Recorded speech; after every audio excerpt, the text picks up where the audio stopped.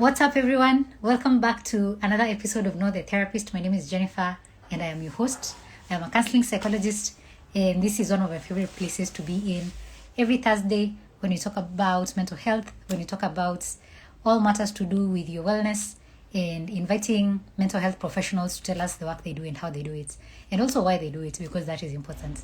So today, my guest is Alexander Kinyanjui. He is going to be joining us in just a second. And if you have not yet grabbed your pen and paper to write the wonderful things you're going to hear, this is a good time to do that as we wait for him to join. Get a glass of water or something to keep you company for the next hour or so as we have this wonderful conversation with Alex.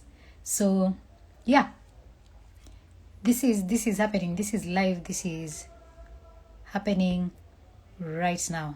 So I am just adding Alex to the live in just a second. There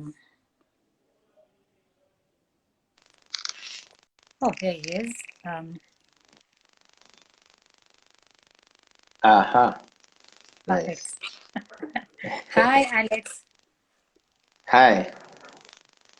How are you? Can you hear me? Can you see me? Is everything good on your end from my end? Yes, I can hear you. I can see you clearly. Oh, fantastic. That's great. That's great. Yes, yes. Thank you so much Can you hear me? Yes. I can hear you. I can see you. Perfect. And Uh-huh. I think everything is set.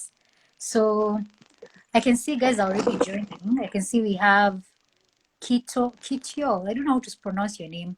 And Harun. We have Ojizi. We have so many people that I can't pronounce their names. We have Collins and Yeah, Mungai. Thank you guys for coming through, yeah. and you can share the link with other people to also join the live so that we have a bunch of people on the platform. So Alex, I don't want to take much of your time. I intend to use your time wisely because I know you're a busy man, you have things on your plate. And with that said, maybe we can start with you telling us how your day has been, how your week has been, how you're doing, how you're feeling today, something along those lines. Thank you. So, my day has been good. I've been traveling, so yeah, now I'm happy to be home. I'm at home. Came to see my mom. I'm so excited. Yeah, but I'm from work, so but the week has not been very nice.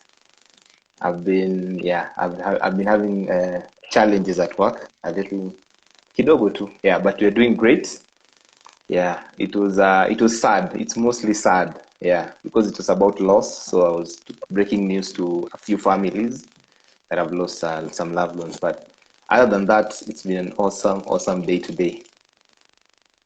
Yeah, and So I've been sorry to looking hear forward to that. this. So So sorry yeah, to hear about that. I can imagine how difficult it is, and I think you'll be telling us a little bit of that as we go on with the live. Um, yeah, sorry for that experience, but I'm glad today has been a brighter day compared to the other days. So I think that's a good thing. yes. Fantastic. So I can see we have a bunch of people in now, and I think it's a good time for us to start the show. And so let's start from the basics with you introducing yourself. Tell us who you are, what kind of work you do, and how long you've been doing this kind of work. Asante. So yeah, I'm Kinyanjui Alexander. I am a clinical psychologist. I think I've been transferred to that title, clinical psychologist. Yeah, but I've been doing this now. It's almost 8 years now. Yeah, since I started in 2015. That's when I started getting my experience as a therapist. That's when I started practicing officially, and it's been an awesome journey. I've met a lot of awesome people, and I think basically, as I was watching other videos, I've been watching the same, and I was so excited that I'm not alone as a therapist, not knowing when you exactly start. It's a process, not an event. Like I graduated and I started, so it's awesome to see that other people actually feel the same. I used to feel alone initially, but now, yeah, after watching your videos, I think it's an awesome platform for us to meet and see that we're actually the same. Yeah. Yeah, I agree with you. I think that sentiment has been communicated a lot by many counselors, even outside of this show. I meet people, and when you ask them, how long have you been practicing? They're like, I don't know what that means. I don't know how to answer you.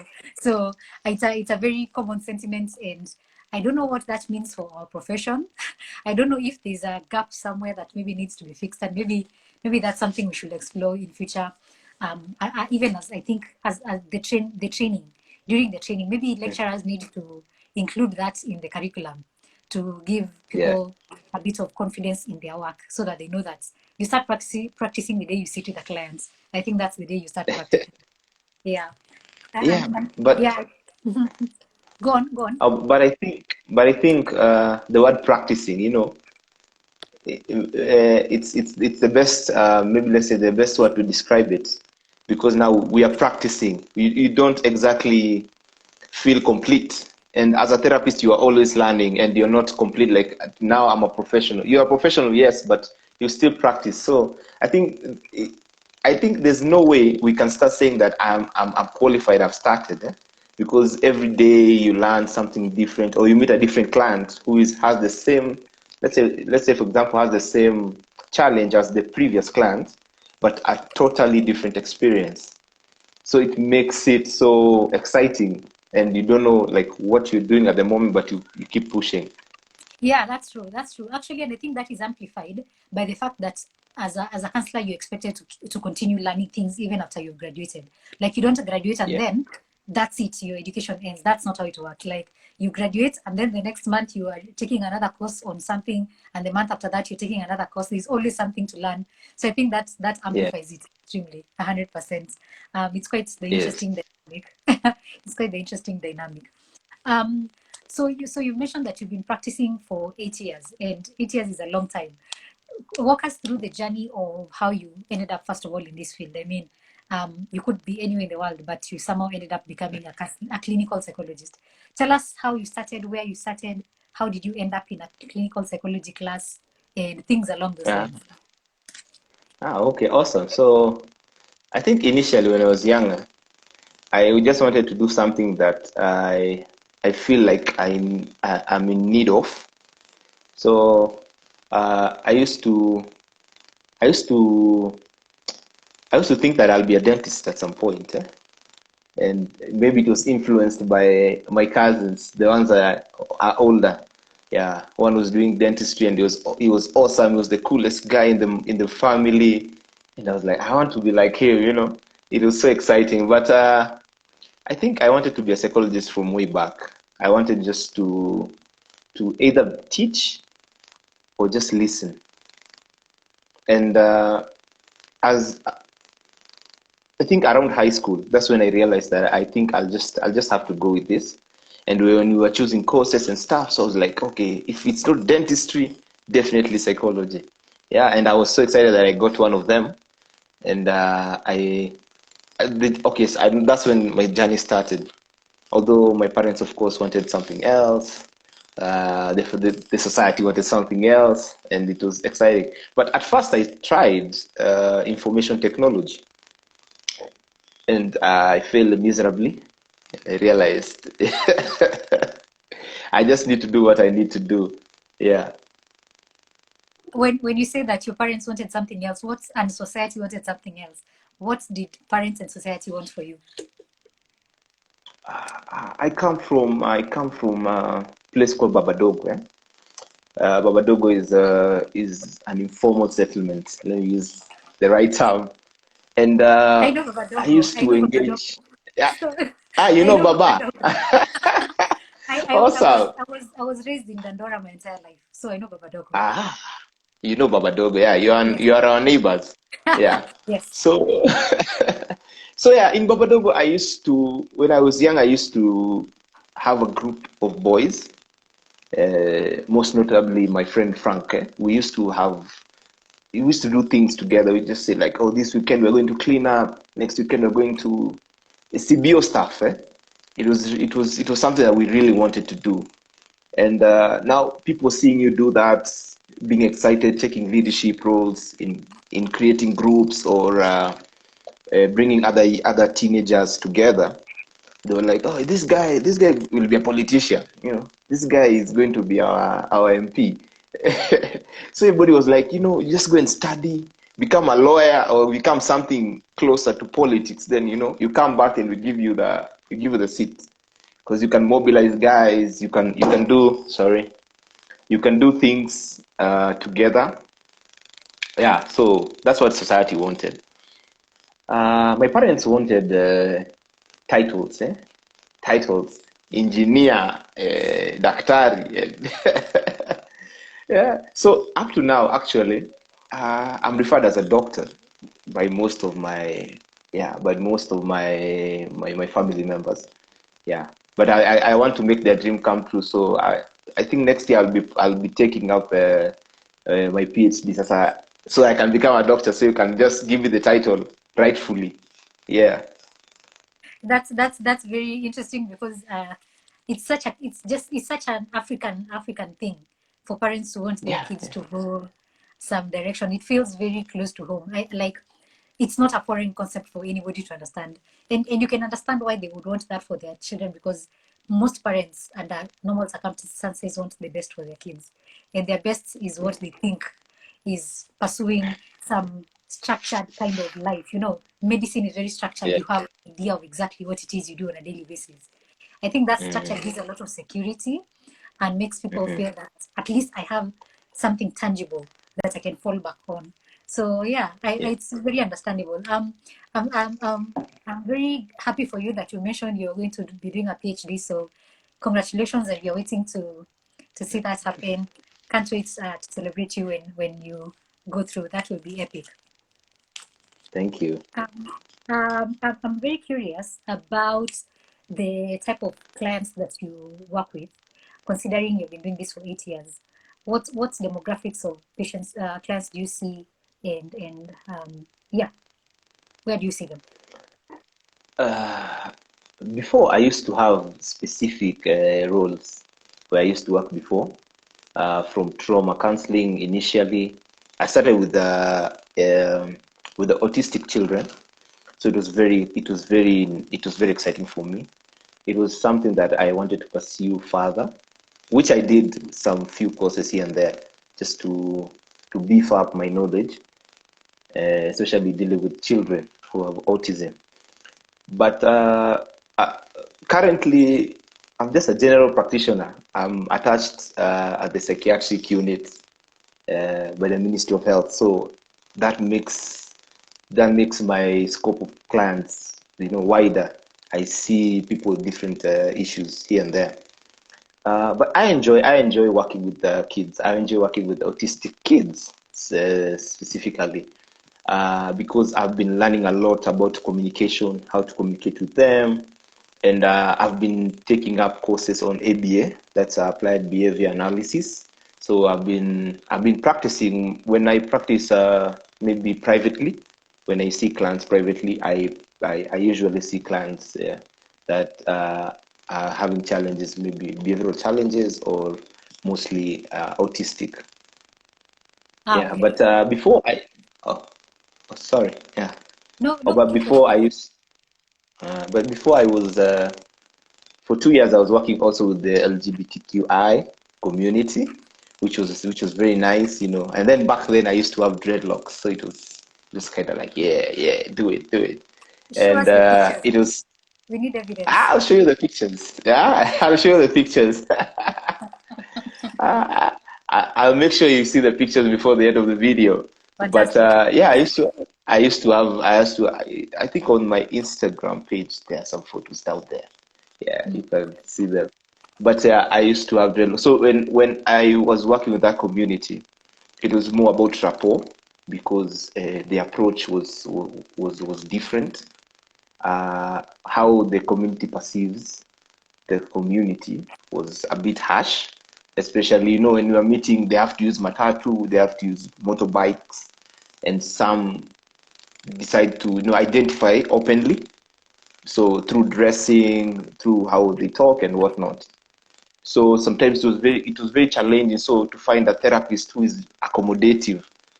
And one of my mentors back then, I was at LVCT. One of my mentors back then told me I have something that they can use, and that something was you have an open mind, plus physically, like you when you identify with dreadlocks, you seem friendly naturally. Like when you're a Rasta man, you identify as a peace-loving person, as a calm person, as somebody who just accommodates anyone. So it was very easy for me to actually learn more about the community. And I came to realize that the challenge they're facing is it's almost the same like anybody else, despite the sexual orientation. And it was just that maybe they are facing more challenges because of the abuse that they were facing at that time from people. But as we went on, we could see that things started getting easier, and activists and advocates came through for them and stuff. So now the community it has a larger number of therapists, has a larger number of advocates, people to support, yeah, and actually just be the voice. So it was nice. Yeah, though I was excited for the 2 years. It was so exciting. I learned a lot. Before now, I got now another job where I have to meet every client. That's quite interesting. What do you think, as a country, as a people, we are getting wrong about the LGBTQ community in general, and the challenges that they face? What do you think we are getting wrong?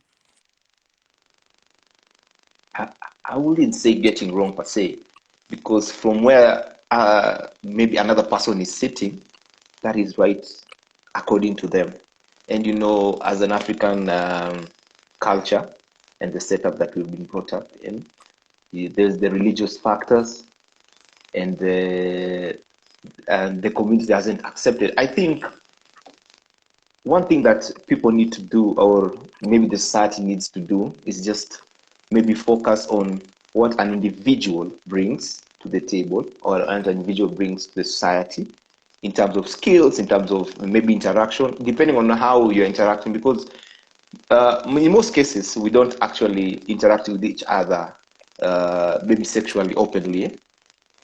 We don't interact in terms of your sexuality or your race, or your tribe. We mostly interact depending on what we need. Like, for example, right now, me and you, we're having this discussion despite any other thing. I don't know your sexual orientation, you don't know mine, but we are having a discussion on X topic. If I can offer something on this topic, it does not, my sexual orientation does not need to affect anything. Yeah, Yeah. So I think yeah, as a start, you just need to focus on what we bring to the table, and then the rest are other AOBs. yeah. I think that is quite important because at the end of the day, there's a lot of discrimination based on things that should not be discriminatory, in my opinion. Just like people get discriminated for other things, sexual orientation should not be one of them. At the end of the day, people are living their lives, and we have too many problems in this country, in this world, that we could be focusing on. I don't think sexual orientation is the first thing on that list of problems. Like, there are so many problems. Exactly. Even if it was going to be on the list, I'm not saying it should be, but even if it was ever going to be on the list, it should not be as highly a priority as we try to make it. So I don't know. There's just a lot there that needs to be addressed, and I'm glad that you've been able to shed a bit of light in that conversation. Um, so before we even go any further, let me say hi to some of the people who are in the chat.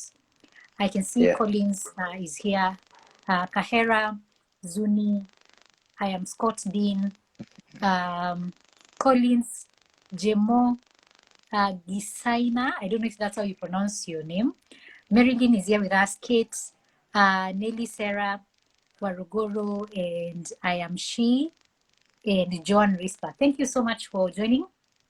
Share the link with other people in your share this on your WhatsApp story, on your Instagram stories, so that guys can join the session. So moving forward, there are people who might be listening right now, especially students or people who are thinking about joining the counseling profession, and they're curious about what the difference is between a clinical psychologist and other types of psychologists. So would you be able to give us a difference between those two, between clinical psychology and other professions in psychology, like other types of psychology, and how you decided to do clinical psychology compared to other types of psychology? How did you end up with that decision? Funny enough, I didn't decide. It was Oh, decided for me. tell It was us more. decided for me. Yeah, but uh, initially I was just a psychologist before I was called a clinical psychologist. But it's the difference basically is you have a little bit of clinical training where you can actually support clients medically without even having therapy first. Just having a basic clinical experience for basic stuff. For example, if somebody is going to have an MRI, you can put in a line, and such stuff. You can assist the psychiatrist to administer. So those are just small things, and it's because the Ministry of Health in Kenya does not actually have cadres on psychology. They don't have enough resources to differentiate different people. So, like under Ministry of Health, actually, there's a whole blanket where they put psychologists, counselors, even medical social workers, everyone in the same basket. And it's because of maybe policy, and since it's something new that the country is trying to adapt so that you can have clinical psychologists on this part and others, maybe counselors, and just differentiate with the roles and what people need to do. But on another side, like for me, I studied actually community psychology for my master's. I did community psychology, and it's because I was focusing on the community aspect, and because I also was interested in having other types of therapy, because I've been doing other types of therapy as certificates. I've been doing art therapy, for example, just in trying to incorporate art, music, and dance to therapy. And I've actually been using it after I've finished my art therapy. I've been using it. I've moved to the museum with some clients. We hang out at the museum. We have a space where we go and have sessions. So when you have sessions at the museum, it's actually just trying to make sure that the client connects depending on the needs. Some clients just need to reconnect with even the environment, not even other people. They have been isolated so much, they have missed out on the basic things that as a human you need to experience. Fresh air, step on the ground, like actual ground. Just touch things, see colors, see birds, hear some sounds, and it's really helpful. And using art therapy, we sometimes we draw, like the wheel of emotion, and it really helps the client to make sure that their feelings are abstract. They can actually draw it, touch it, see it, just moving it from the brain or from the heart to actually making it something live, which is really exciting. And I want to pursue that journey further and learn more about it, as well as music. Using music during therapy, especially group therapy, usually helps. And for artistic clients, some people who are inclined to arts in terms of performing arts or drawing, it really helps them to feel like this therapy has been broken down so that it can accommodate me as an artist, accommodate me as a painter, so I can paint my emotions. I can I can make sure that I express everything that I need to express through art. Then the therapist can actually help me decipher what is going on in terms of their psychological well-being. Yeah. That's fantastic, especially the thing with the arts and the going to the museums. I think that is so fancy. I would really want to experience that. I'm not an art therapist, so I would really want to experience that. That sounds really really amazing. What would you advise people who are looking into going into psychology about the different types of psychology there are? Which one do you think is the most is one that you would highly recommend people pursue more compared to other types of psychology? I love the whole practice as a general practice because I also see therapists. I also Yeah. visit therapists. Yeah, I go for therapy. So, and I enjoy my sessions, which are different from what I offer. And I just sit there, and I just become a client, and I just enjoy, you know, being vulnerable and just expressing myself and getting help from another person. So I would just maybe advise somebody to just pursue this. Maybe my general advice will be pursue something that you enjoy. Yeah. Because now I had a background in art, so I used to enjoy, this and that. So I was like, if I can just take this, because sometimes you listen to music and get so emotional about it, or you listen to some strings, or it's a violin, and you just get in a zone that you don't understand where you are, but you're just somewhere that it's very peaceful. And when it gets to that, you kind of incline to that side, and you just want to do more about, you just want to know more, like what made me feel the way I felt, what made me realize that this is a good feeling, and I want to pursue it more, understand it, so that I can make other people feel the same. Yeah, Yeah. I think that's a good piece of advice, because I don't think there's one that is superior to the other, despite the Exactly. tough wars that exist in our field. I don't think one is superior than the other. You find what you can use to serve your clients. That is what matters. Because at the end of the day, it's not about you, it's about the clients. And if the client is Yeah. benefiting, whether you are this or the other type of psychologist, it really doesn't make a big difference. Yeah. I want to shift gears a bit and go a bit personal and focus on you beyond your work. Oh. So I hope you're ready for that. And before I go there, let me say hi to but I don't know how to pronounce these names. Si Bagoyet. I don't know if that's how you pronounce your name. And Miss Wanjiko. Thank you for being in the live. Share this on your stories. Let people join, and let's have a bigger audience listening to the conversation. So, Alex, talk to me about your own personal experience with mental health. What if you have had any challenges with mental health, and where you are right now when it comes to mental health? Because people sometimes do under the impression that professional mental health practitioners are perfect.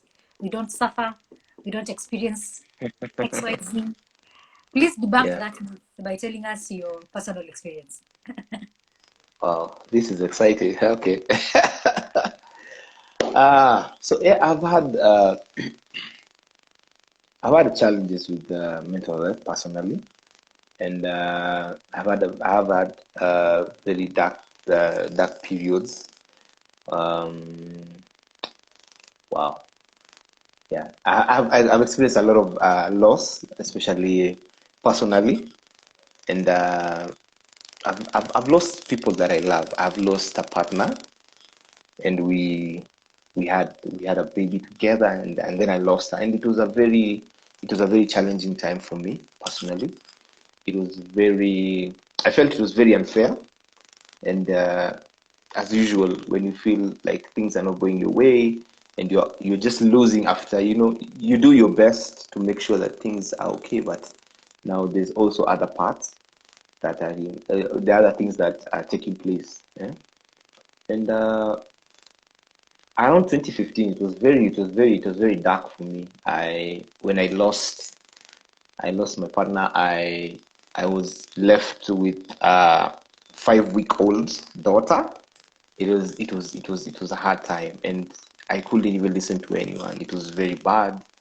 I stopped everything that I was doing. I used to go to church. I used to pray. I used to, you know, have fun, and just practice, just doing stuff. But I gave up. And when you give up, it's very hard. When you're at that point, it's very hard to actually understand that probably you'll be better with time, or somebody might assist you. So you don't accept assistance, you don't accept advice, you just want to be isolated with your thoughts, and which is very dangerous, which is normally very dangerous for an individual. So during that period, before I got help, I you get into a pattern. You just want to forget and drown in sorrows. So you start, abusing a, a drug or two here and there, just to make sure that you feel numb. You don't feel exposed, and you don't understand it. So when you don't understand something, you run away from it most of the time. Fight or flight. So I chose flight. I didn't choose to fight. I chose to just run away and hope that something might happen to me so that this ends. So it was very difficult, but I had very nice mentors. I had lecturers that actually knew the story, knew what I was going through, and they used to reach out. I used to avoid and block, and since I was not even around, I just decided just to go away. And they persisted, and that was very encouraging. They persisted until one day I just broke. I just decided to, what? Let me just answer this call.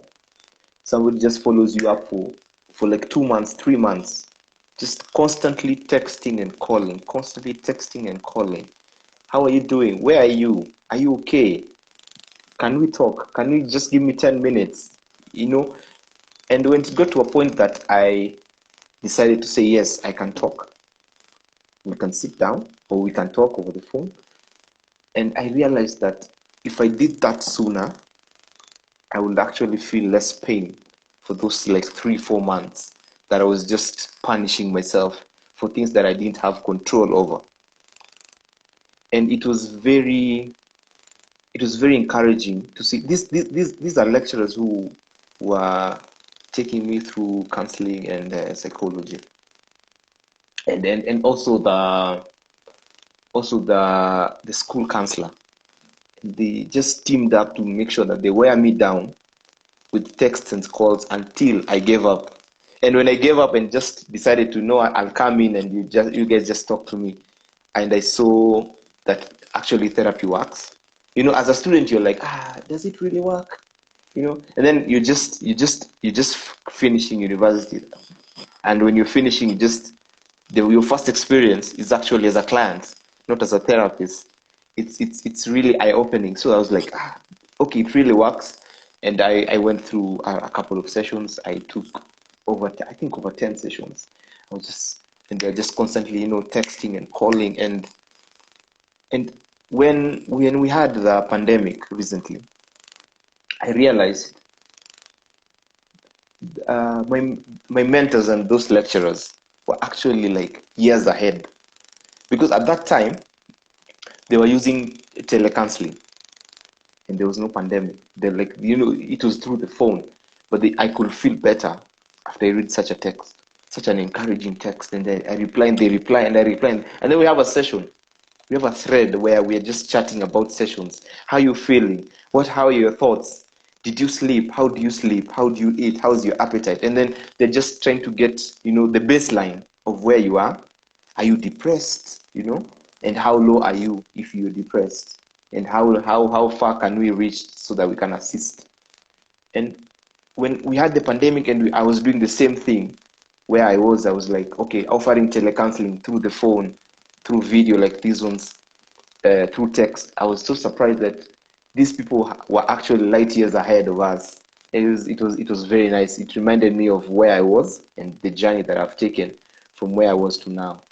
And I can say that I got through it, but it was really hard. It was really hard. It took me almost a year, but yeah, I made it.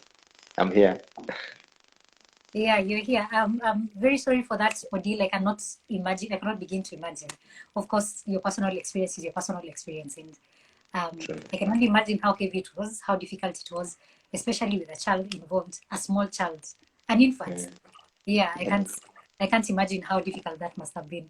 And what I'm happy to hear is that you had people around you and people who did not give up, people who did not stop seeking to bring you back, people who pursued, even when you pushed away, even when you fled, they pursued and persisted.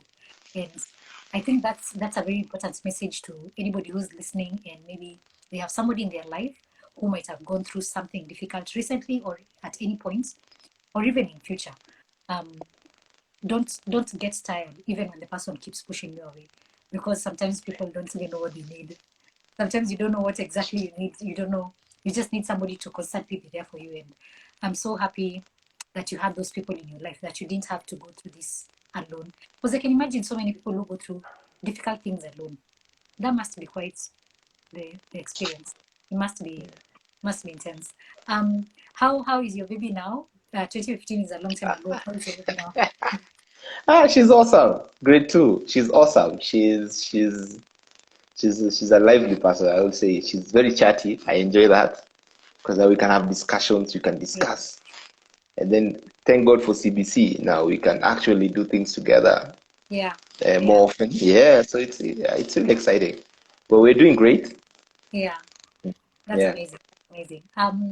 With still sticking to that theme of personal experiences, what has been your experience with personal therapy, whether during that time and even I think even beyond that, because it's like a requirement when you're studying to go for personal therapy. Yet, like I've said Yeah. numerous times in previous videos, it is my strongly held belief that every counselor should go for therapy before they ever sit with with a client for even one single session. Sure.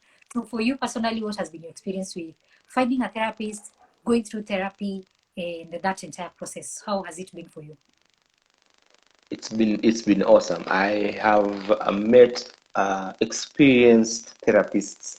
I've met amazing therapists who just take time to work with you.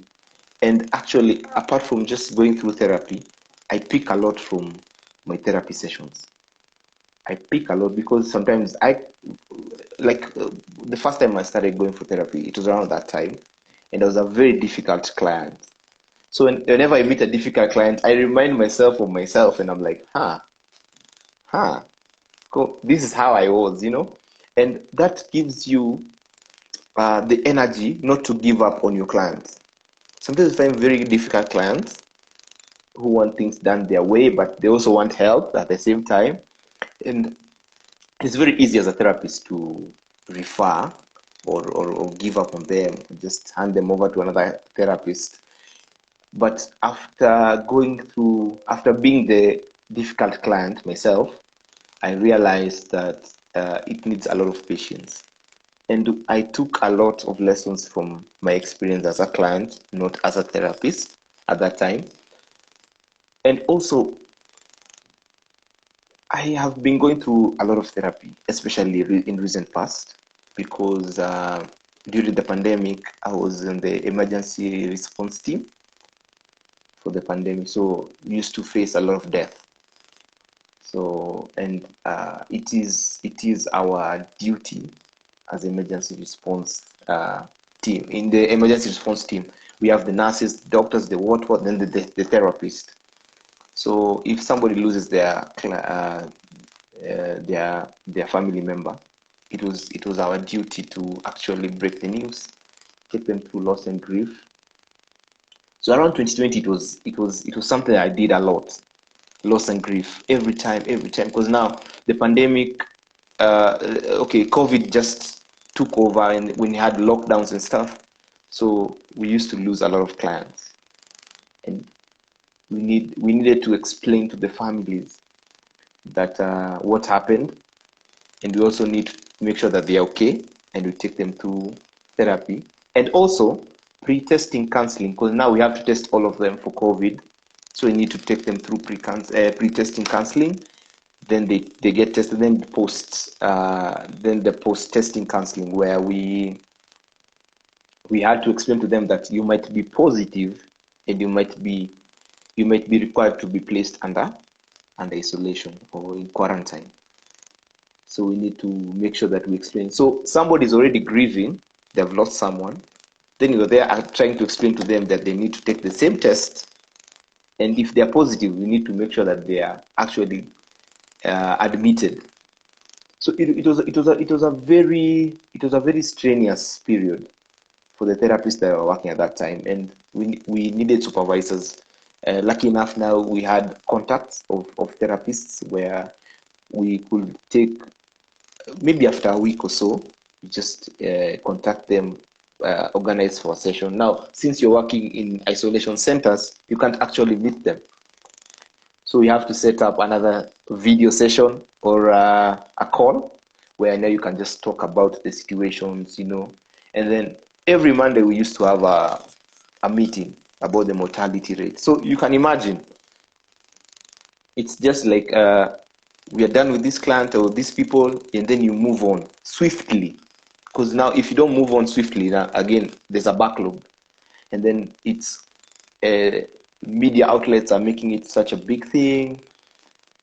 People are seeing people being buried like not with undignified burials. Initially, when the pandemic started, so it was very hard to actually go through. It was very hard to go through the whole process and the situations without actually getting burnout or feeling some type of way. So we needed therapy. So I used to go for a lot of therapy sessions especially 2020. I had a lot of sessions. I think after every 1 week, I was in a therapy room with somebody just to debrief me and just so that I can actually get assisted and I can actually assist other people in turn. Yeah. Yeah, I can imagine that does not get easier. I can't imagine an easier circumstance. That's just chaotic to so many degrees. And somehow you guys survived. It's amazing. The human spirit is resilient to a fault. I don't even know. It's intense. What's considering you have given us an experience of your own loss that was the worst. And you have also been working, even as you mentioned the previous week, this entire week has been a lot of lost stories, and you've had that COVID period with a lot of lost stories. What message do you have for somebody who's maybe listening right now and they have lost somebody in their life, or they are grieving? It doesn't matter who, but they are going through loss. What message do you have for them as a person who has been there and as a clinician? For loss, I think there's no easy way. There's no way around it because you have to feel it. You have to go. You actually have to go through it. There's no other shortcut. So going through loss and grief, the process of loss and grief is very important, and it's important because before you get to the acceptance stage, you need to actually feel every emotion that comes with it. Because mark you, this is a person that you've been interacting with, you've been living with probably, and you love and care about, and then they are no more. So there's no way to skip. The best process is go through your feelings and feel everything that you need to feel without having harmful situations or practices during that period of feeling the feelings that you're having, because now that's what we usually like to prevent. Because when you experience loss, immediately you feel like you also want to go, you also want to join them or keep them company, because that's how the mind works. If you care about something, you want to do everything in your power to make sure that you prevent or you support this person that you care about and love. So it's a normal reaction and it's a normal thought, and thinking otherwise is just delaying the process. Some people take time to actually understand that I have lost this person, or I'll never see this person ever again, and I have to deal now with the memories and all the journeys or the things that we did together. So my advice to somebody who's going through loss is actually just reach out. It is very uncomfortable to reach out, and it's very uncomfortable to talk about your feelings, and it's very uncomfortable to actually be vulnerable and explain what you're feeling and your thoughts, because most of the time people have dark thoughts. I used to have dark thoughts. I was like, what is the best way to die so that I can join this person? What is the best way to, since I was religious, or I am religious, So I didn't want to commit a sin as I leave the earth. So what is the best way to create an accident so that I am not responsible for my own death? And it's very hard to move from that point to a point where you accept that this person is gone. It is a process, but through support, having a support system is very important. Do not isolate at any given time. Do not choose isolation. That's the first thing you'll think about, but that's the last thing you need to do. Yeah, just focus on being around people, even if you'll be moody and sulking and sad. Just be around people. It really helps. The environment really helps in terms of therapy. Yeah. That is, it's quite interesting what you've just said about the conflict between religion and our human nature, that suicidal tendency. You don't Yeah. want to commit a sin, but you also want to live, and you don't know, you want to orchestrate the perfect accident. That is quite interesting. That is quite Yeah. interesting. Thank you so much for sharing that personal experience. I know it's never easy to put these things out in public, but my firm belief is that we can only heal, we heal in society, we heal in community, and sharing our experiences makes other people feel that they're not alone. Because again, isolation is the dream killer. Isolation hurts more than any other thing. It hurts, it amplifies the pain that you're going through because you're thinking, I am the only one. But then hearing stories of survivors, hearing stories of, even if it's not a story of survival, even if it's a story of somebody who's still struggling with a particular thing, it always gives that confidence that you know you're not alone, and Yeah. you know that no matter what happens, there's someone who has been where you are. So I agree. Anybody who might be going through loss right now, um, do not isolate. Do not no matter how many times your brain tells you that it's a good idea to exit the world, it's not. Um, stay around, and it gets easier. It gets easier with time.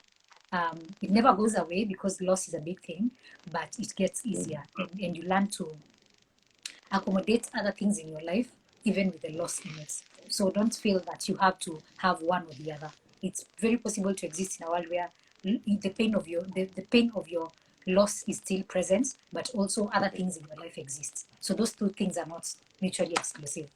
Thank you so much, Alex, for sharing that experience. I really appreciate it.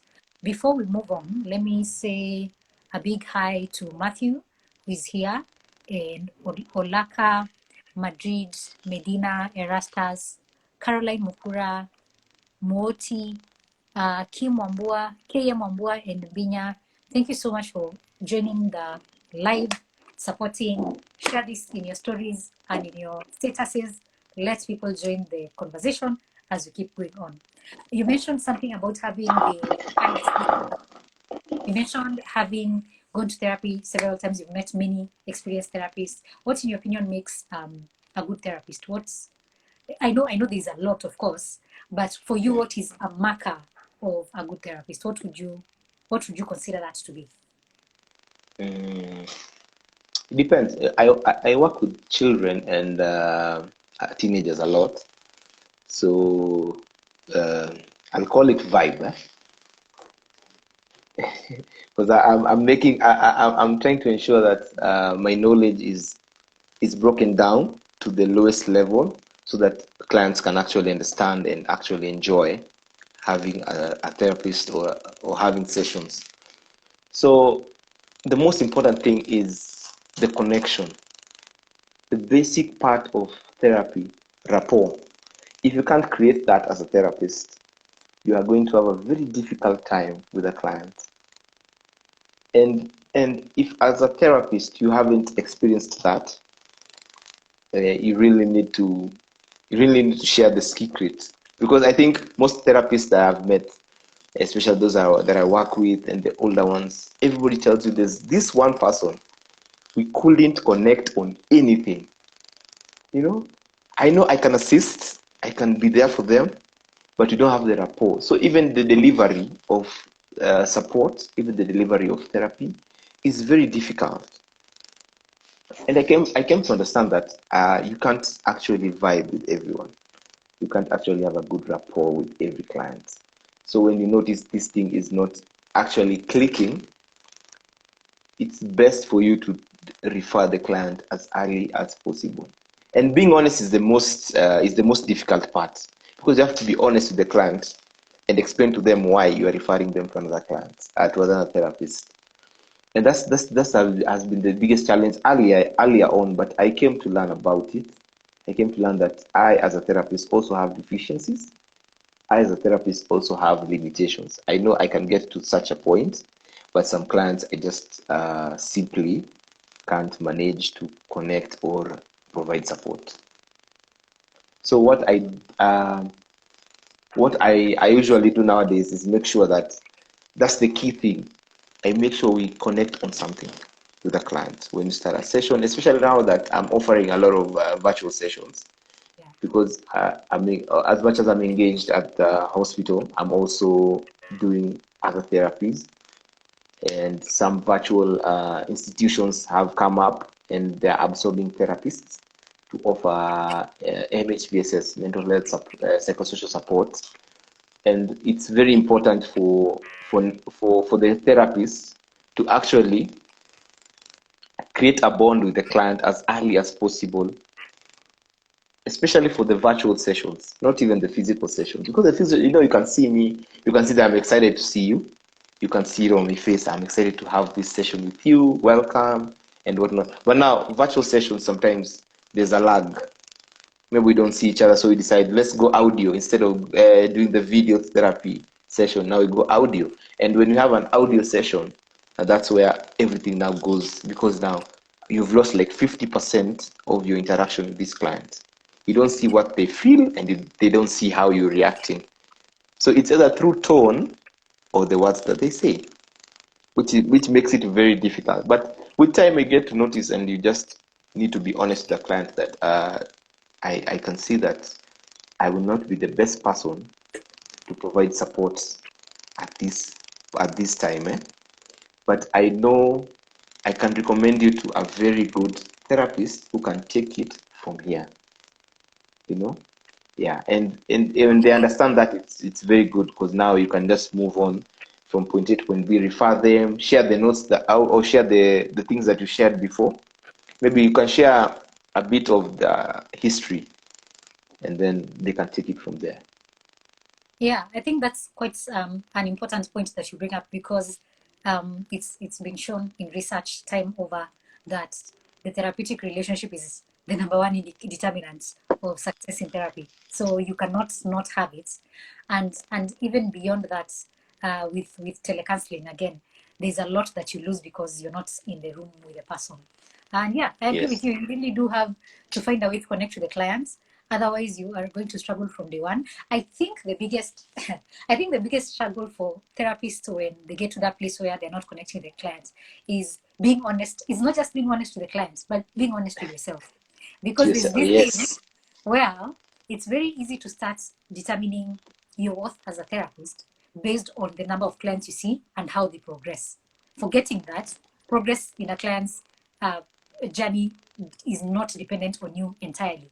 Just the same way that if they succeed, it's not at now you get all the credit 100% because your clients did well. So I think Exactly. therapists need to detach their ego from the clients, realize that the process does not have to do anything with you. Yes, there are degrees to it that have to do with you, of course, but detaching that ego and being honest with yourself and be like, I have to refer this client because honestly we don't click. That does not make me a bad therapist. That does not make me a bad human being. That does not make the client a bad person. It's just that you will not click with everyone because we are human beings and we are very complex. I consider us like pieces of a puzzle. So not all pieces will fit everywhere. Every piece has to go somewhere, but not everyone will match with the other. So I think it's just something about acceptance. That is Yeah. quite important. Yeah, yeah. Before we go on, let me say hi to Sophie and Hagai Mase, Nitram 254, and Design. Oh, Sophie. Sophie again is here saying good stuff. Hagai says good stuff as well. So thank you so much. If you have any questions, if you're listening and you have any questions, please put them in the comment section before the end of this live. At some point, we'll respond to them. So yeah, I think that's important. Alex, in the work that you're doing with the clients that you're working with, both at the hospital and in your own private practices, what do you consider the number one lesson you've learned? I know there are many lessons that our clients teach us, but there are some lessons that stick out. They stand out to you. You meet a client and they teach you something. You're like, oh damn, I would never have learned that without these clients. So, what is that lesson for you? What have you learned from your clients? My biggest lesson, I'm like my client. Aha, That's the in what way? biggest lesson. Tell us more. Oh my God. You know, I have had sessions where I identify with the client almost 100%. Oh gosh, that is a recipe for disaster. Yeah, imagine having a session and then your client becomes your therapist. Oh It's god, it hurts to think about. yeah, actually, this happened when earlier on when I was starting out, and I used to think that my number one rule was detach from the client. Make sure you use your head, don't use your heart or your feelings. So I was very good at that. I was perfect. I could come to work and see my client as a client, and this is work. I will not identify with anything. Then down the road, you start having clients that have similar issues. You start having clients that are experiencing the same thing you're experiencing. So it is very exciting now to meet a client who has exactly the same thing that you're going through at the moment. You just want to make them join you. Like, hey, let me tell you now, your problem is not your problem. That's a meme. Somebody's talking about her heartbreak, Somebody's talking about, oh, my girlfriend left me. I want to die. I don't know what I'll do. And then like, oh my God, on over the weekend, somebody left me. So it gets to a point now you forget, but it's part of the experience. But these are things that you need to experience throughout, as a therapist and as a practitioner. And when you get to a point where now you have mastered the art of detaching, you can actually be going through a heartbreak and you're having a session with somebody who's going through a heartbreak and you're telling them do not be violent. And you just want to be violent yourself. You just want to react to the situation that you're facing. So that's the biggest lesson that I've learned from my clients. That I am like my clients. I am not superior. I'm just a professional who has been trained to support. But I am not a superior being, and I'm not better than my clients. We are all human. We just want to get by. We just want to work through something and get to the next point. And that's why I enjoy going for therapy myself, because now I get to learn that, I get affected. Sometimes you feel like you can handle it all through you're taking people through loss and grief, you're taking people through heartbreaks, and then you think like you're okay, and then you go and sleep. So after a while, you need supervision. I think that's the best lesson that I've learned from my clients. I need supervision. I need therapy too, so that I can be as calm as possible, so that I can assist you or assist the next client that comes after you. Yeah. Yeah, that's actually quite true. I saw I wrote a chapter on my book about how my book is for beginner therapists, so I advise beginner therapists about things they should not do. So I mentioned that when your client tells you about something they went through, that is not the time to tell them, oh my gosh, same, let me tell you what happened. That is not the time to trade stories. That is not the time to become your client's BFF. That is not how it works. So it's not a sharing contacts, and I think it just shows the humanity of being a therapist. Just because you're a therapist does not mean that you automatically shut down your humanity, because we all want to be seen and we all want to be heard. We all want to share our experiences with people who connect with us. And I think also the therapeutic relationship can get very intimate, because you people talk about very, very deep things that probably have never been spoken about with any other living person. And so, of course, if you're talking to somebody about deep things, eventually you're going to start feeling emotionally connected to them. And that is emotional intimacy. And it only makes sense why anybody would start to feel like they are connecting with the client, or the client becomes very connected to the therapist, because that intimacy cannot be, you can't fake it. And when it's there, it's there. And I think that's why supervision, peer supervision, personal therapy, dealing with your own stuff, so that you don't, so that you can nip that counter transference at the bud is important. Constantly, if you're a therapist really listening to this, please go to therapy, see your therapist, go for peer supervision. Do not assume that you can coast through this, and especially if you've been through something recently, like you've gone through something that makes you very compromised emotionally recently. This can be a very vulnerable time. You can hurt your clients in ways you don't know, sometimes thinking that you're connecting with them, but you're just being a counter-transference peddler. So avoid, and go for your own therapy. Go for your own therapy. So far, we are three-quarter way away from the end of this live, and I am having such a wonderful time. I want to ask you about what you wish more Kenyans knew about mental health.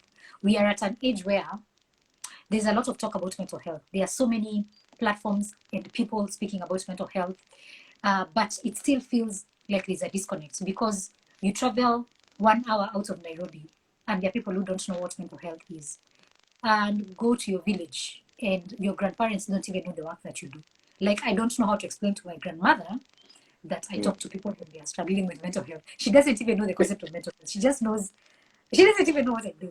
So there's a lot of, I feel like we're living in a bubble, and the bubble is being, is everything okay? Sorry.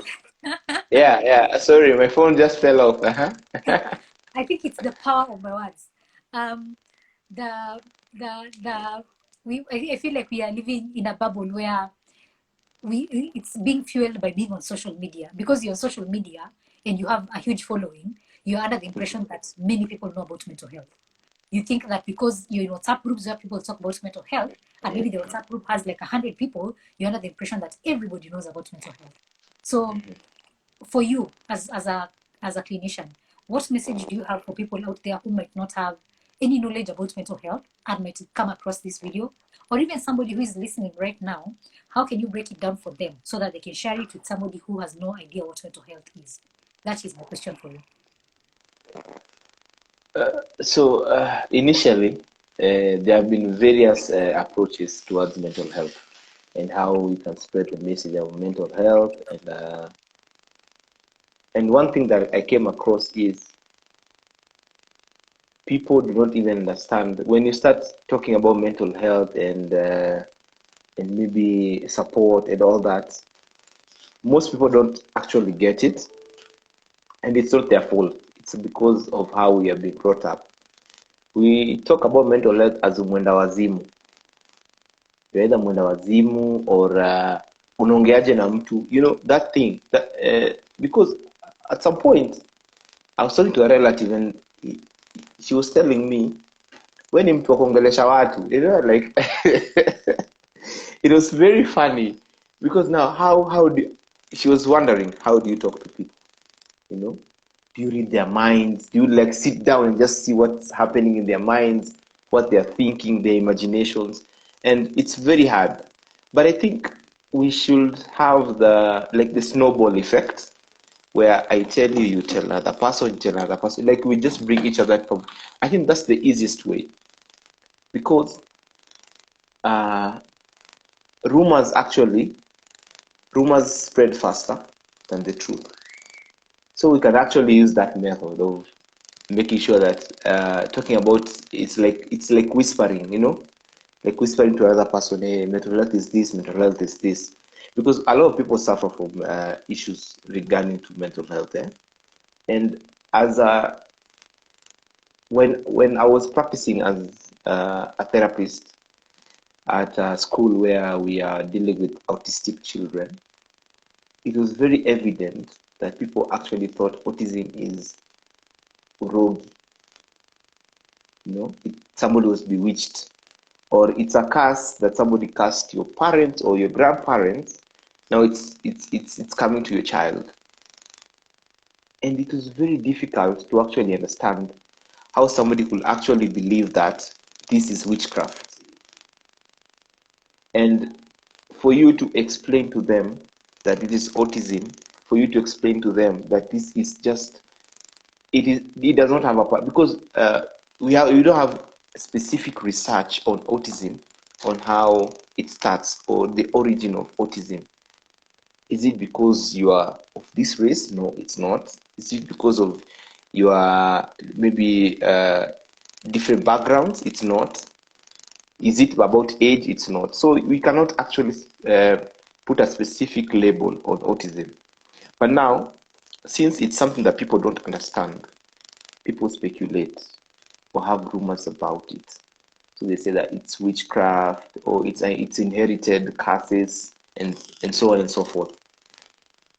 So I think for us to spread the mental health gospel, we need to actually make sure that we do it the same way politicians spread their message. And it's through making sure that we are visible. Visibility is number one. Because if you are visible and we're everywhere and we're talking about mental health, somebody will identify and say, oh, you know what? I have a cousin who is going through something. A cousin who is just quiet. And we offer maybe, the blanket signs on symptoms of issues with mental health. The blanket sense of symptoms: withdrawal from society, poor communication, poor eating habits, poor sleeping patterns. If we just share the blanket, the overall issues that somebody who is going through something presents, it will be very important for us to just actually be there for people, because now this message will just spread on its own. And when this message spreads on its own, we just need to be ready as therapists to accept these people and just welcome them to our sessions, to our spaces. Initially, I was looking at the psychologist space, and it looks like an elite club where you need to know somebody. You need to know somebody so that you can get into this club. And as a graduate, especially as a graduate, it was very hard. These big names like Kibani, and Dr. Susan, and you don't know anybody in that area, and you feel like you need to know somebody to get into this space. We need to make sure that it is open for everyone, because now, if the more we are, the better chances we have of making sure that everybody gets access to mental health services. But now, if we're an exclusive club which contains 170 people, and our country has a population of over 50 million at the moment, how are we going to assist or serve all these people? But the more we are, the more open we are to other therapists, the more easy it is for us to reach out to other people. Because you're a therapist in Nairobi, I'm a therapist in Kericho, and there's a therapist in Marsabit and Turukana.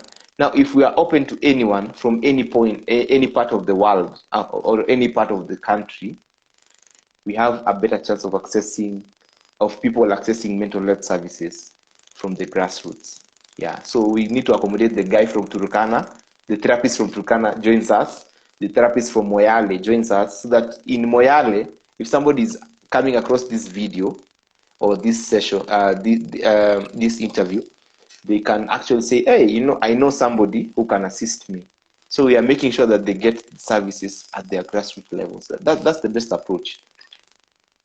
You have said, you have hit the nail on the head. I am so happy to hear it, because it's true. Our profession feels like an elite club of some sorts, and especially among the professionals, not even with the clients. It's among the professionals. It's like you have to know somebody who knows somebody so that you can get this or the other. And even finding somebody to refer a client to is always very difficult, because you don't know where the counselors are.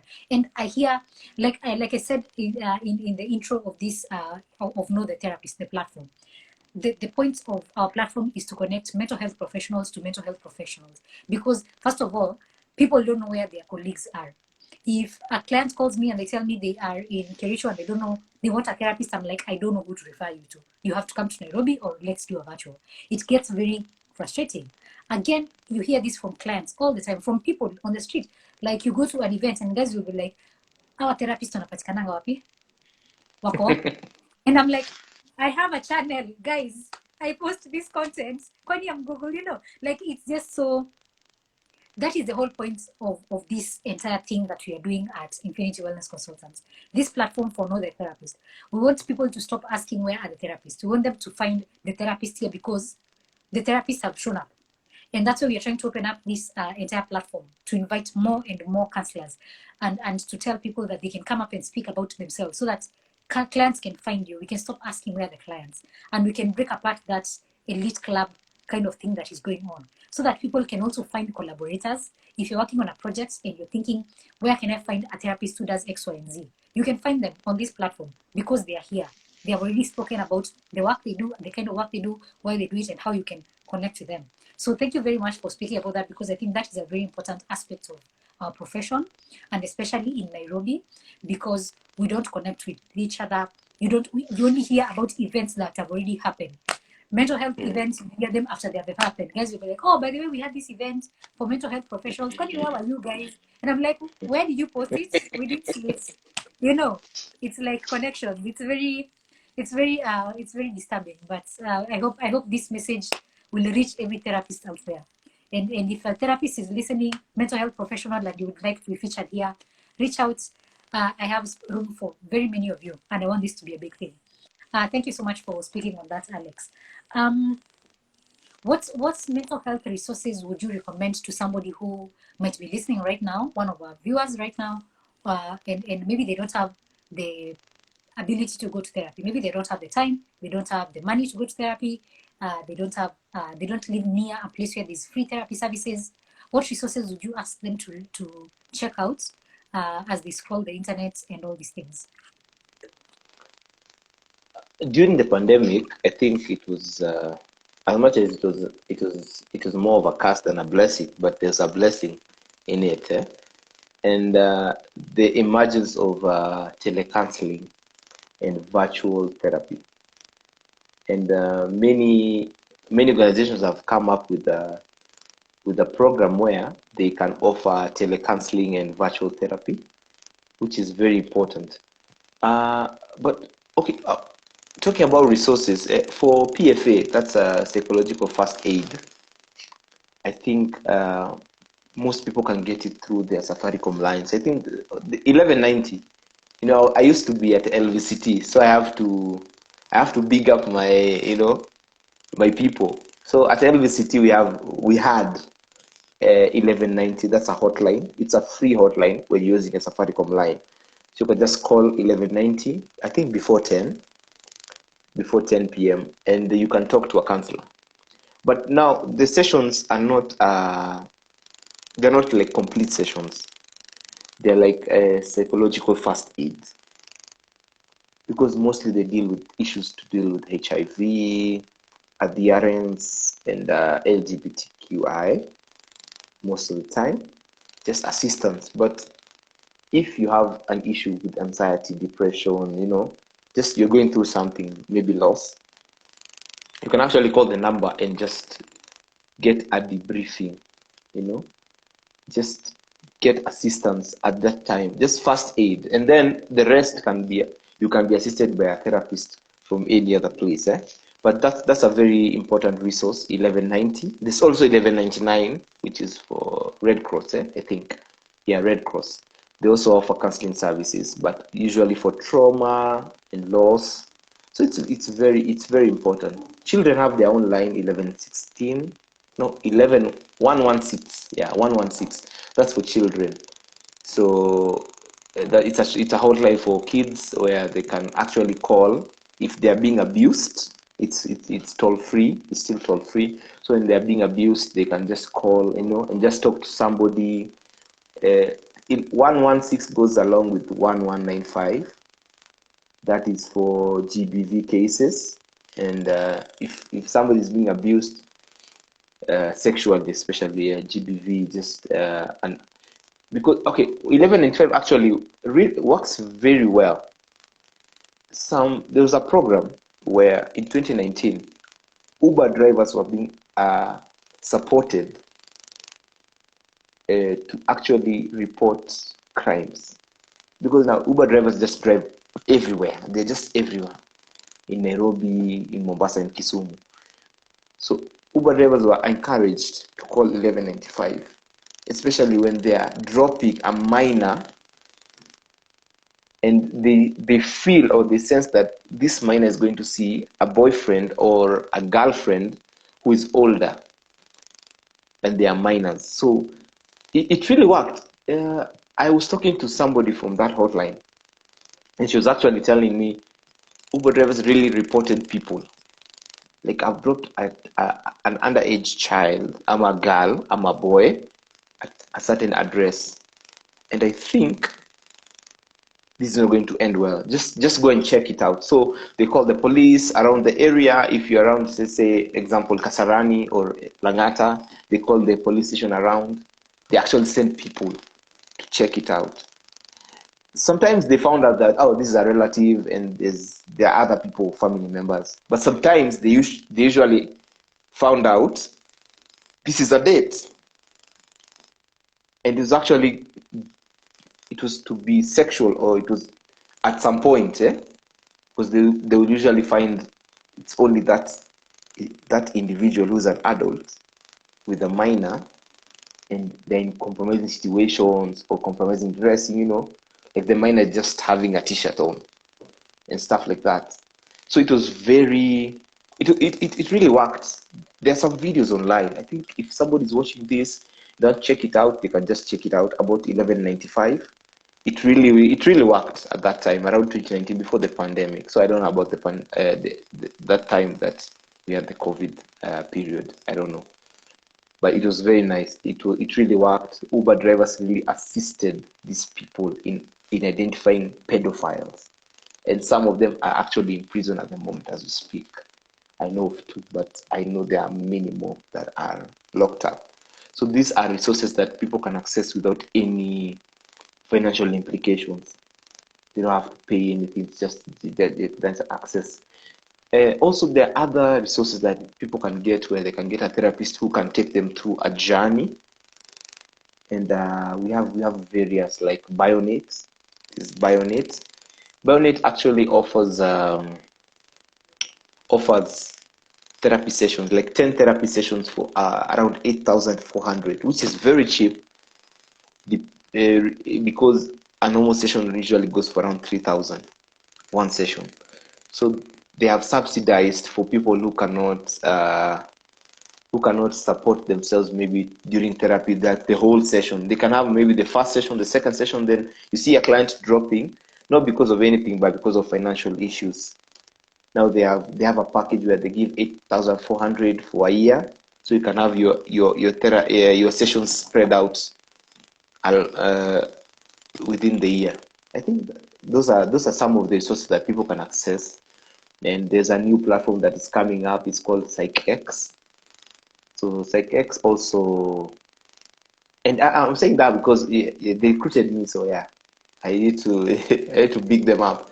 But their vision is very nice. They just want to assist people around East Africa. They're actually East African. It was born in Rwanda.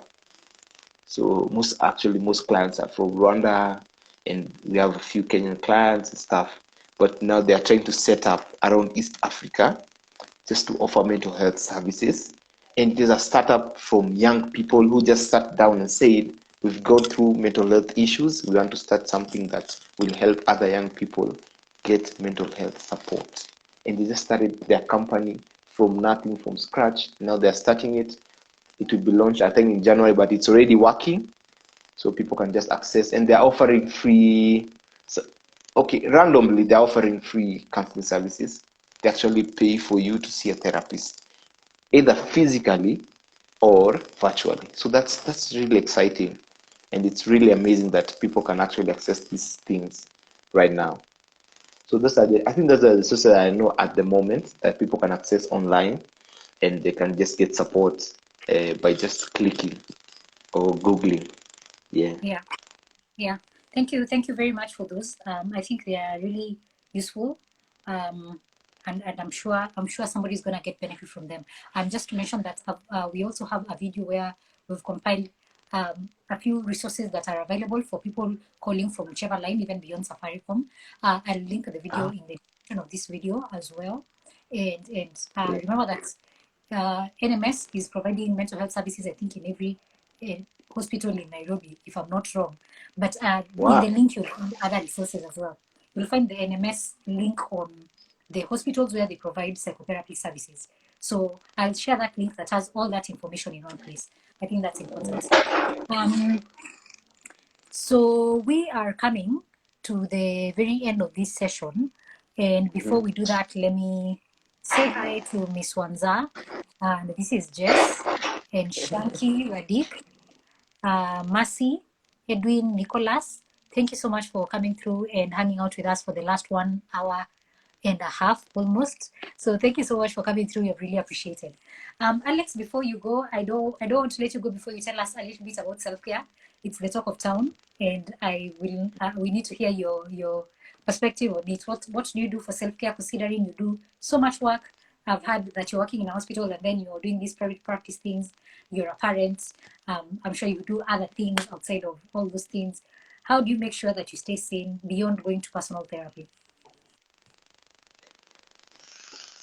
For self-care, getting in touch with nature. So I make sure that at least once in a while, I'm either at the museum, as I mentioned earlier, at the museum, or I'm just at somewhere at some place where I can just get fresh air. You know, just have a walk, or at other times, unfortunately I watch football, which really helps me. Why is that Usually, unfortunate? Enlighten me. Enlighten me because I don't know. I'm not a you know, football with fan, so tell me why that is unfortunate. it's very unfortunate because with football, it's very emotional. And if you're trying to get from the emotional stuff or Yeah. emotional space to just feeling free, it is a very bad thing to do. Because one, if you win, okay, you'll feel better. But if you Yes. lose, you feel worse. So it's a gamble. So it's not an exact science with the sports. But if you are actually playing the sport, if you're actually physically doing something, it's a win for you because physical engagement also helps in mental health. Yeah. Yeah, Yeah. being active, practicing, physical activity really helps with mood. So I think if you're practicing and you're doing it and you're playing football instead of watching it, other people play, because now your fate is in their hands. It's really, It sounds like you support a losing team. Which team do you support? This sounds like now like you're apologizing in advance for supporting a losing team. Which team do you nowadays we support? just win. I'm an Arsenal fan. We've been suffering for very long. But finally the sun is shining. The rain is gone. Yeah, and we are not used to it, so we are also surprised that we are winning. So Yeah. yeah, we are trying to get used to the new dynamics. Congratulations. Thank you. So yeah, for self-care, exercise is important, Yeah. and then doing something that you love. If you love listening to music, if you love taking long drives, if you love walking, if you love pets, just do something that you love. Because it's about self. It's not, there's no manual about it. Everybody has unique interests that they have. And if your interest is in songs and music, do it. If it's in pets, do it. If it's taking walk, if it's nature, just do it. But make sure that you're connecting with something else apart from yourself. Because if you live inside yourself, start getting, all those, let's say, entanglements. Things are not straight. Things seem like they are endless. If it's pain, if it's hurt, if it's a challenge, it seems like it's never going to end. But now, if you connect with other people, other things, even the nature, even the environment, it's very important. So that's what I do for self-care. That is fantastic. Thank you so much for sharing that. I am sure somebody has picked something that they might add to their self-care routine. I'm sure Yeah. people are going to make sure that they're supporting winning teams so that they don't break their own hearts and don't put their fate in people's hands or feet rather. So I'm just praying that people make wise decisions from here onwards. Just be a smart football supporter. That said, this has been so wonderful. It's been so much fun. I have enjoyed hearing your story. I have enjoyed hearing you speak about mental health. There's so much passion that you have going on, and it's obvious that you enjoy the work that you do. It's obvious that you have deep empathy for your clients and for yourself. It's really admirable. And I forgot to ask something that I really wanted to ask, and that is, I have to ask it. Why do you think there are so few male mental health professionals in our country? Just like advertising and marketing, it is considered a female occupation in some quarters, yeah. Because I asked the same question, like, why are there very few male therapists? And someone just said that out of the blue, and I was so surprised. And then I started doing research, and I was like, yeah, it's really true. People think if I mention a HR manager, the first image that comes to you or gender is female, not male. If I say a marketing executive, and when you say a therapist, most people see a female before they see a male, because they feel. I was told that a therapist needs to be warm, accommodative, caring, understanding, and women are all that by default. It was a very good misconception, because the person telling me was very passionate about it. Females have this thing, it is innate in them. I was like, wow, tell me more. And they're just sharing about how females have all the requirements needed for a therapist. But I think an answer to your question is, it's because of the challenge for males is the empathy and sympathy line. Because where do you cross it? Sometimes people get sympathetic, and most men like to avoiding emotional issues and talking about feelings and emotions, even at a personal level. Sometimes you see, like, no, you're talking to a therapist, you're telling them how you're feeling. Am I being a sissy? I'm supposed to be macho. I'm supposed to be a man. I'm supposed to say that I don't care if something happened. I'm good. And that's the challenge. But we have very few male counselors, as you say, counselors or therapists or psychologists. We have very few of them. But the few that are there in the field are actually doing a great job. They're trying to demystify that notion that this is a female career path that you're taking, and they're trying to encourage young men to take up maybe psychology as a career choice, because it will really help them grow from one point to another. So I think that's it. But for most male counselors or therapists, they tend to share that it's because even family members don't believe that this is a career that somebody should actually pursue. Yeah, if you want to be a doctor, just be a doctor. That's what they say. You just want to just be a doctor. Why are you going through around the bush? Going around it. Just be a doctor directly if you want to be. Yeah.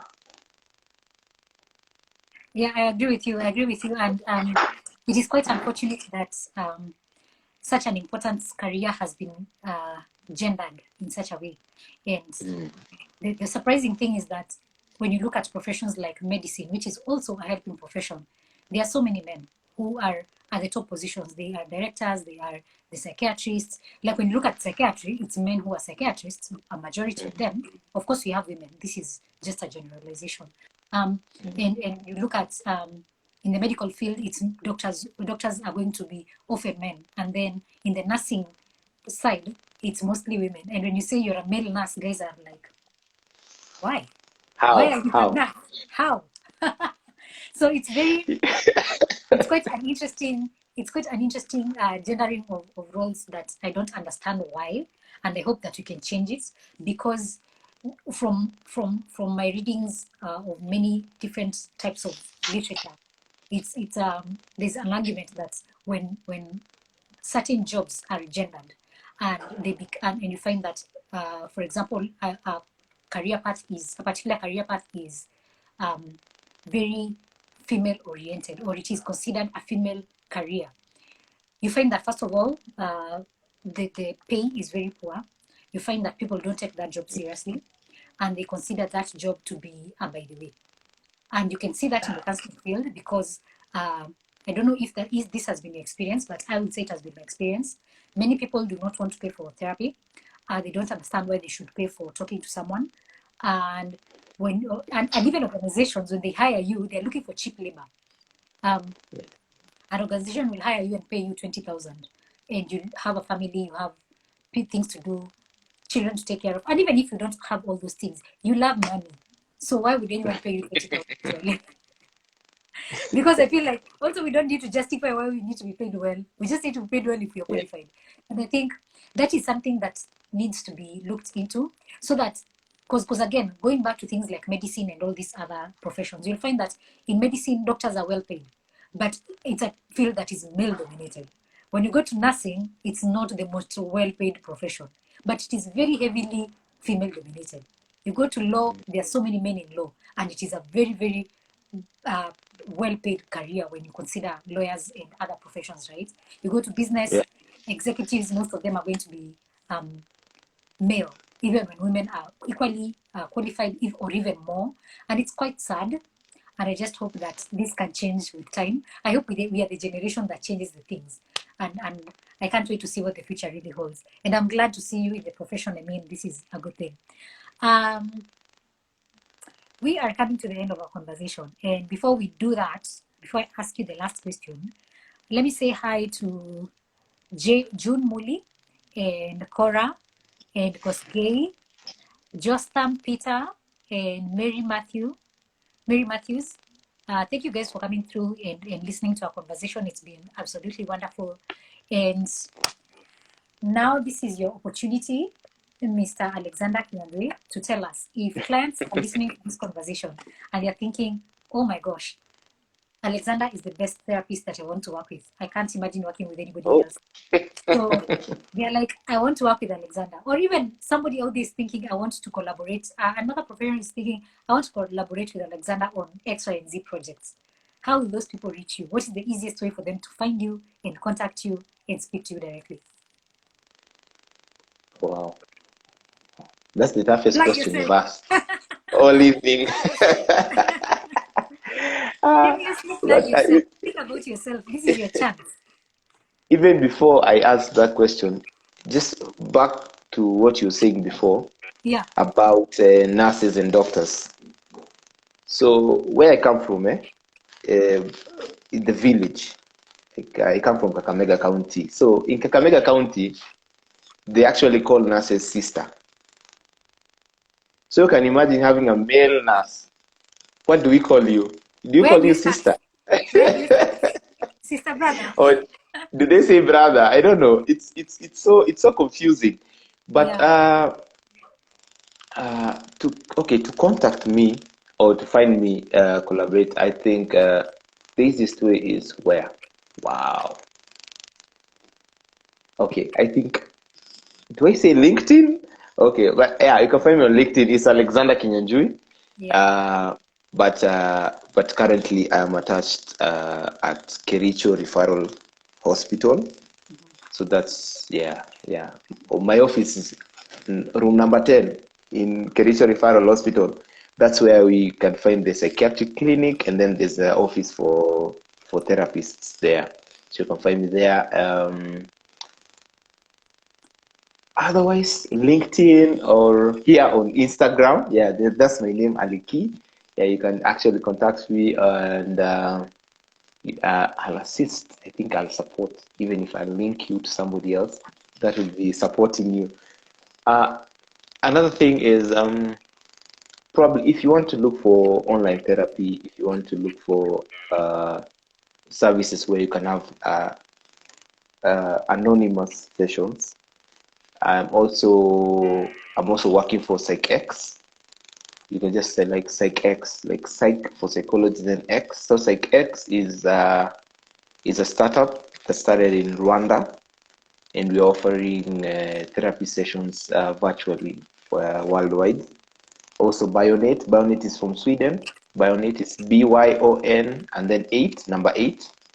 So Bionet also offers virtual psychosocial support, and you can actually get me on that platform too.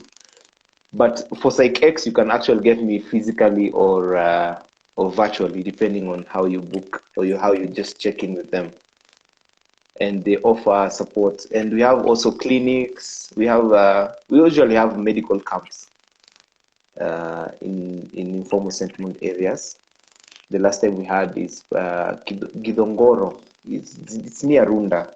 We had our last camp there. It was awesome. So I usually post about such things, such events, probably on Facebook, which is the same name as Instagram, I think. So yeah, I think guys should contact me or contact any medical professional, even contact you, because now you have a link to almost every psychologist in this country. So No, I you are the do. best resource. You're I the am a best resource. resource. Yeah. So Yes. you're the best person to be contacted, because now if somebody wants a therapist who deals with family and marriage, Yeah. I'm very sure I'm not the one. I will never take up such a session. I'll just say hi, give it to another therapist. It's good to be honest about It's good your to, limitations. yeah. Yeah, and what you love working with, and maybe where you thrive. So I can't take up something that I don't thrive in. But if you are saying about autistic children or autistic people, I'm here, I'm your guy. Yeah, I can just come through for you, whether it's a home visit or we are meeting at the museum. I love the museum. It's a very nice place. People should visit there more. Yeah. Yeah, that's true. That's true. Thank you. Thank you so much. As you were speaking, I was writing everything that you said so that I can link it up in the description box of this video. This video is going to be on YouTube. It's going to be on Facebook. It's on Instagram. We are not deleting it. It's going to be available for as long as the internet exists, unless something happens or unless something changes. Yeah, so this is available for a very, very long time. So thank you so much for sharing your contact information. If anybody is in Kericho County listening to this right now, Alex is there. Please contact him through the information I'm going to put in the description box of this video. Do not contact him for marriage and family issues unless you want a referral. He has clarified that for us. But I have qualified. yeah, I honestly like that you've done that, because that's why I keep asking counselors on this show, what do you work with? Because I realize that many counselors say they work with everything, and then you send them a client and the client is not satisfied because they find out that this counselor actually does not work with people of whatever I am dealing with.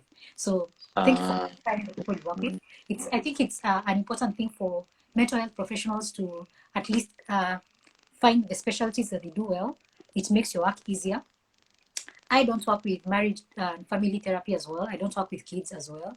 So also do not contact me for children and marriage related things unless you're asking me to refer you to someone.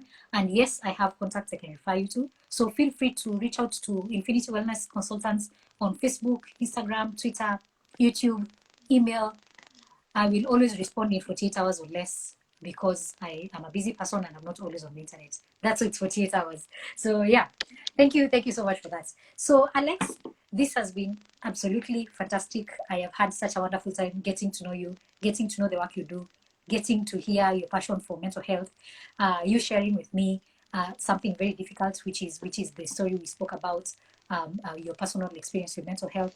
Thank you so much for being so open and being so welcoming. I know not everybody gets welcomed that far into people's lives. And so thank you so much for being so honest and being so open and for sharing with us your story, sharing with me your story. I really, really appreciate it. I also thank you for putting yourself out there so that if clients are looking for you, they're going to find you. And I hope that the next couple of days and weeks are going to be easier than what this week has been, as you mentioned in the beginning. I hope that it will be much easier, much more lively. And even if it's not, I pray that you'll have the strength to take care of yourself during that entire process. And to always reach out if you need any supports from Infinity Wellness Consultants. You can always come through. We are here for you as a professional. We are forming a network of professionals. So if you're looking for somebody to work with for the kids on the spectrum, you can watch our video from before. We spoke to Victor Juma, who is also an occupational therapist as well as a counseling psychologist, taking his master's in his master's in clinical psychology. So he works with kids. That is somebody who would be a resource for you. So check out our video on that. I don't know if you have any closing remarks before we end this lively live session. Closing remarks. Yes. It's just the usual. It's okay not to be okay. Yes. And it's okay to ask for help. More often than not, we don't get help because we don't ask. So we just need to ask for help. Just reach out, and I know somebody will just refer you or connect you or just assist you at any point. So yeah, I think that's my closing remark. And I'm so happy to be here and now be part of your long list of therapists that you have on your referral letter or referral list. Yeah. Thank you. Thank you so much, Alex. This has been so good, and thank you so much for coming to our show. If you've been listening to this conversation up to here, you're a real one. Thank you for sticking around till the end. Watch out for next week. We have a wonderful guest lined up. Her name is Victoria. She's going to be here. We're going to be talking about mental health and everything around mental health. So come through next week on Thursday. Let's have a wonderful conversation. Tell a friend to tell a friend. Follow our channel. Follow us on YouTube in case you want to watch this stuff on YouTube. And stick around and always find us in the DMs if you have any question, any comments, any need that you can fulfill. Find us in the DMs. You're always available. So thank you, Alexander. And thank you, everybody, for coming through. And I wish you a wonderful evening, and I'll see you next time. Asante. Bye-bye. Kwaheri. Bye.